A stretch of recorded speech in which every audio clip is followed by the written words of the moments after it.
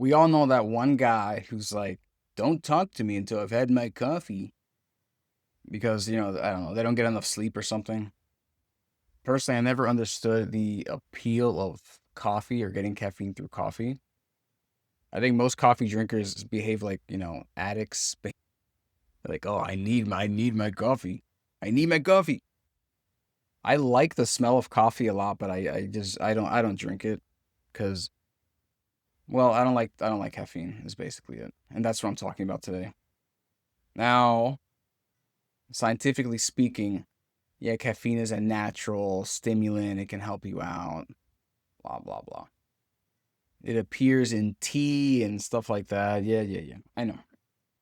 And a little bit can help you out, sure. I'm talking about those fucking addicts though. The people who need their coffee in the morning, they need pre-workout to exercise. They need their energy drink.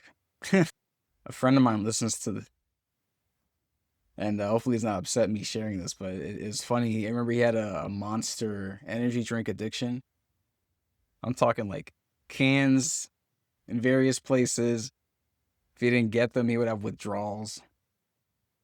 That shit's funny. But obviously, it's not good, right? Like, yeah, the caffeine, take a bit of caffeine in the morning. Oh, you're ready. You're alert for your day, whatever. Me personally, I'm a fucking weirdo. I like making things harder, just brute forcing them because I'm fucking fucked up. Like, I lost 100 pounds. I didn't use liposuction, use weight loss drugs, didn't get a gastric bypass, whatever else can help make that much easier. During college, I just was awkward. I didn't have alcohol as a social lubricant. I just was fucking awkward and tried to work my way through that. And also in college, where everyone else was doing their essays the night before with fucking Adderall, I was over here planning my days. Like, how the fuck did you guys do it so quickly? Turns out it was drugs. So for me, I just don't want any fucking help with stuff that I need to accomplish, if that makes sense. And by that I mean physically, kind of. Yeah, obviously, technology help me out, please. For example, editing all this shit is very helpful with technology. But for me personally, I see caffeine as a way to make yourself more alert, more focused, whatever. Personally, for me, I would try to become more focused and alert in general, get better sleep, whatever it is.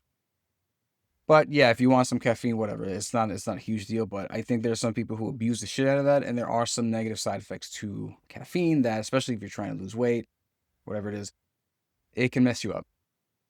So let me talk about a couple of the good things, I guess. So a little bit of caffeine usage, like under 400 milligrams a day for adults, it can actually, get you in a mood for better performance, mentally, physically, whatever it is.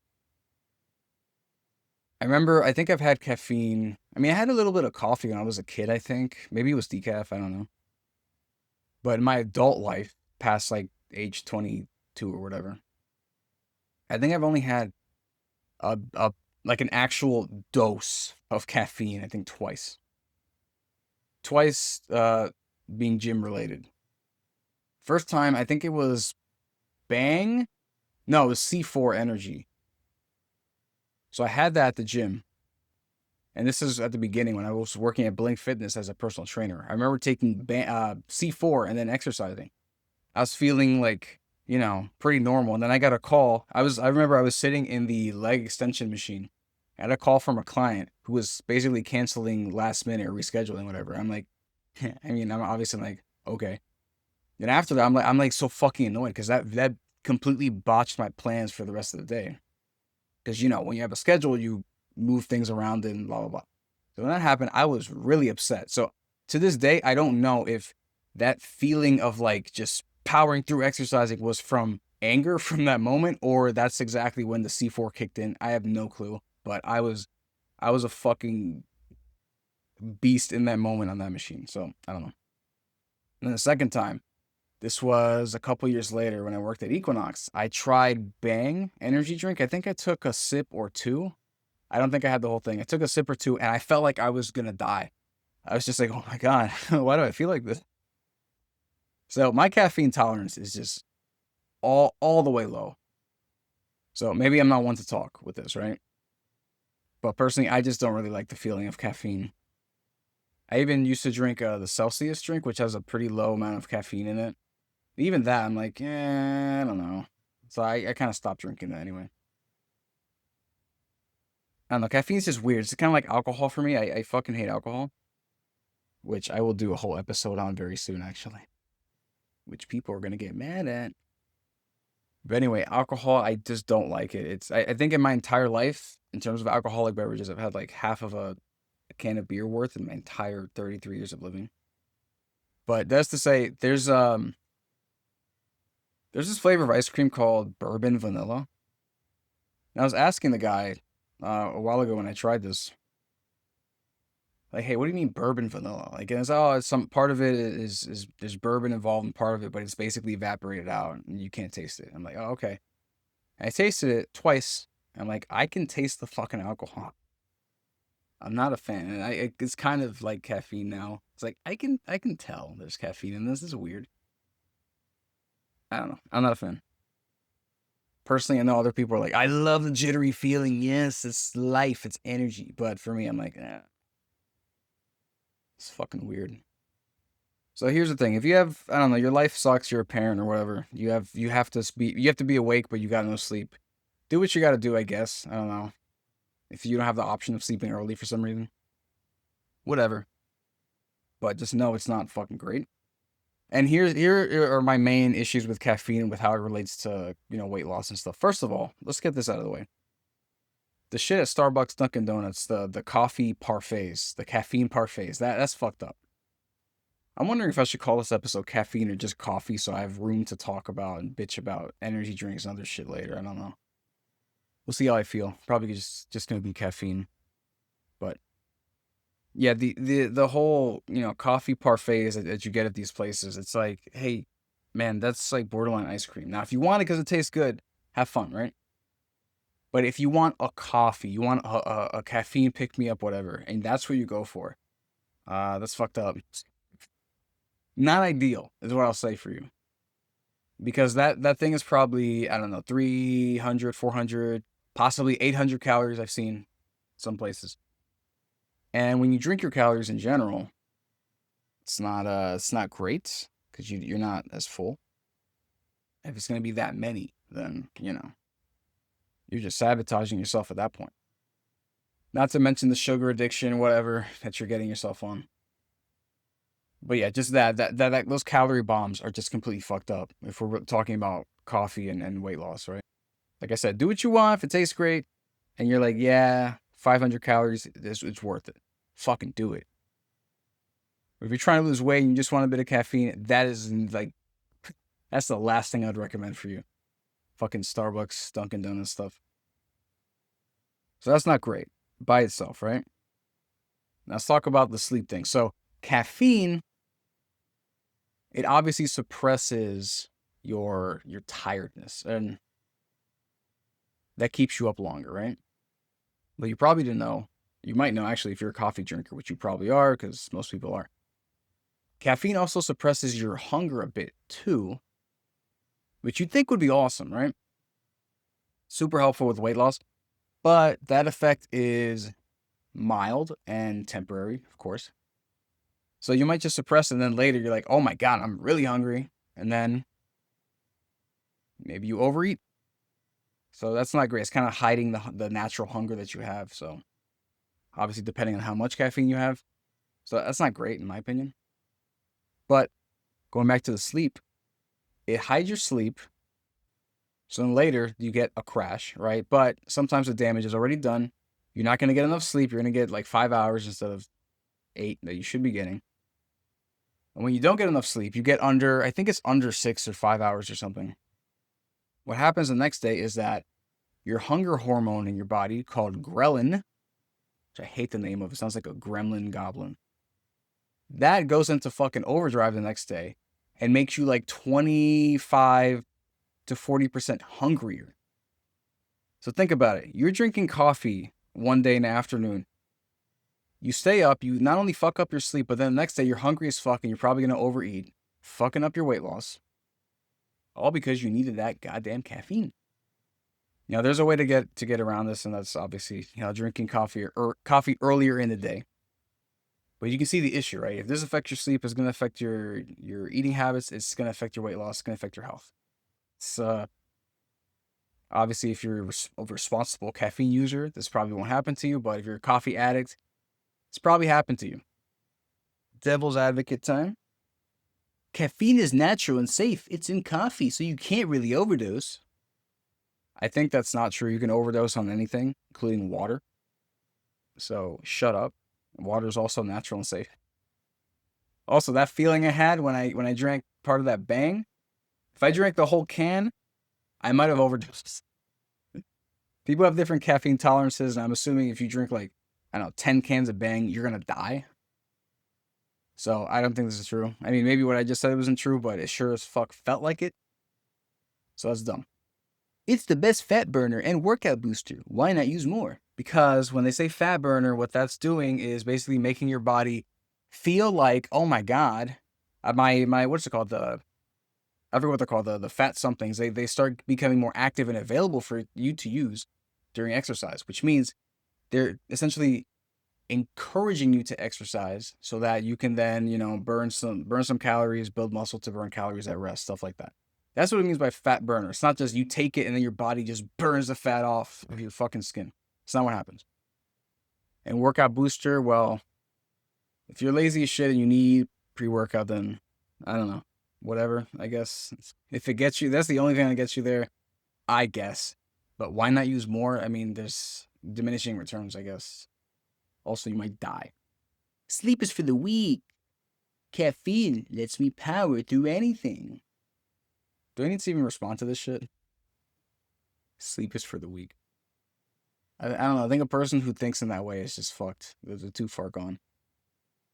Caffeine may let you power through anything. Power through the ground into your grave, too, probably.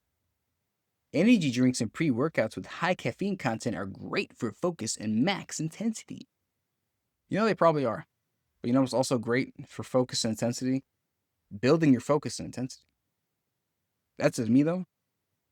I've been very kind of strict in my life with thinking these kinds of things like, oh, just don't do it, you're a pussy, blah, blah. But you know what, man? Living in life, seeing how other people live, I'm becoming a bit more lax with this kind of stuff just because I think, hey, man, if you're literally not going to focus, you're just not fucking going to, not going to bother without caffeine, then whatever. Fucking use it if it helps you out. Whatever gets you there. If you want to pay the costs, that whatever, that's fine. I would just recommend trying to develop this stuff from within first so that you always have it. But you know what? If you don't feel like you can generate that, then you can go for the other stuff. Let's get into some stats.